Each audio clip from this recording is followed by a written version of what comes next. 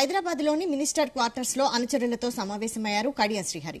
Party మార్పు భవిష్యత్ కార్యాచరణపై నేతలతో కడియం చర్చలు జరిపారు. బీఆర్ఎస్ పార్టీకి గ్రౌండ్లో పరిస్థితులు బాగోలేవన్న కడియం అందుకే పార్టీ మారాలని నిర్ణయించుకున్నట్టు కార్యకర్తలతో చెప్పారు. కాసేపట్లో కడియం కూతురు కావ్యతో కలిసి కాంగ్రెస్ పార్టీలో చేరబోతున్నారు. కావ్యకు వరంగల్ ఎంపీ సీటు కేటాయించే అవకాశం ఉంది.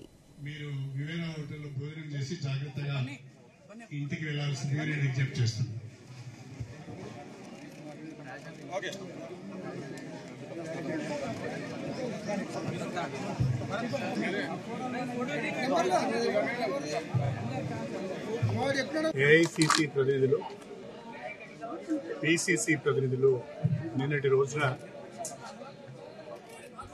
మా ఇంటికి వచ్చి కాంగ్రెస్ పార్టీలోకి రావాలని వారు ఆహ్వానించడం జరిగింది. అయితే నేను నా శ్రేయోభిలాషులతోని, నా మద్దతుదారులతోని, నా కార్యకర్తలతో మాట్లాడిన తర్వాతనే నిర్ణయం ప్రకటిస్తానని నిన్న చెప్పడం జరిగింది.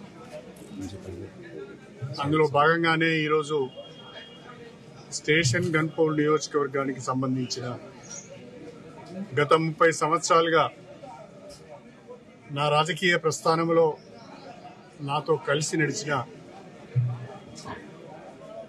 ముఖ్యులను, ప్రజాప్రతినిధులను, కార్యకర్తలను ఈరోజు కొంతమందిని, అందరినీ ఆహ్వానించలేకపోయినాం.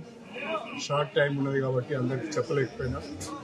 కానీ తెలుసుకొని చాలా మంది వచ్చారు. ఊహించిన దానికంటే ఎక్కువ మంది వచ్చారు. దాదాపు ఒక 1000 మంది వరకు ఇవాళ ప్రతినిధులు, అందరూ కూడా ప్రతినిధులే పాల్గొన్నారు. వాళ్ళందరూ కూడా ఏకగ్రీవంగా ఒక మాట చెప్పారు.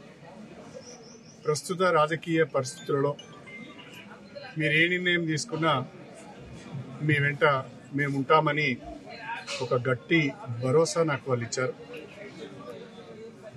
వాళ్ళందరికీ కూడా నేను హృదయపూర్వకంగా కృతజ్ఞతలు తెలియజేసుకుంటున్నా.